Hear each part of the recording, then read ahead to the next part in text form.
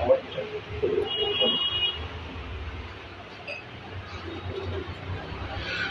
आपल्या मनसे कार्यालयामध्ये या ताई आपल्या केतवाडीतल्या रहिवासी आहेत. आज ह्या मारवाडी व्यापाऱ्यांनी त्यांच्याशी उद्धव ठाकरे मराठीबद्दल काही गोष्टी बोलल्या. काही जवळ तुम्ही 2 मिनिटं सांगा काय बोलला. मी विमल मस्कर. मी सोमवार दिनांक 2 तारखेला मी संध्याकाळी 7:30च्या दरम्यान ह्या महादेव स्टोर या माणसाच्या दुकानात मी गेले. ह्या माणसाला मी तरीही त्याची चुकी असताना 3 वेळा विचारलं. हा बोलतो मारवाडी में बात करने का. मी याला 3 वेळा विचारलं क्यों 3 वेळा विचारलं. तरी हा माणूस मला म्हणतो बीजेपी आया है तो मारवाड़ी में बात करने का, मराठी में बात करने का नहीं. अभी मुंबई बीजेपी का, मुंबई मारवाडी का. तर आता ह्याच्यावर तोडगा काय. सॉरी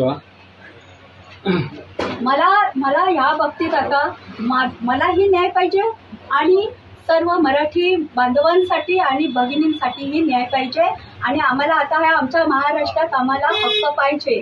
आणि मी ही कंप्लेंट घेऊन लोढा साहेबांकडे गेले होते. तर लोढा साहेबांनी मला उद्धटपणे उत्तर दिलं की ये हमारे में झगड़ा लगाने का काम कर रहे हैं. तर आता मी ह्यांना उत्तर काय द्यायचं. आणि ह्या लोढा साहेबांना आजपर्यंत आम्ही सपोर्ट केला आणि या आमच्या दक्षिण मुंबईत त्यांना आम्ही निवडून आणलं. आणि त्यांनी मला समोरून म्हणतात मी यांना ओळखत नाही. म्हणजे हा प्रश्न कुठे गेला. मी ओळखत नाही.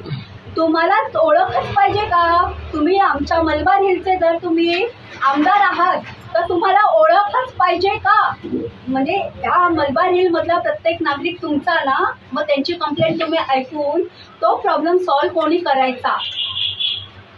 सॉरी बोलेगा मैं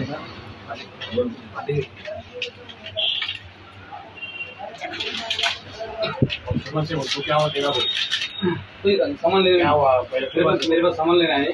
भाई बोला मैं खाली चेतन वाले भाभी था. मैंने उनको ऐसा बोल दिया कि भाभी अभी बीजेपी आ गया मारवाड़ी बोलो.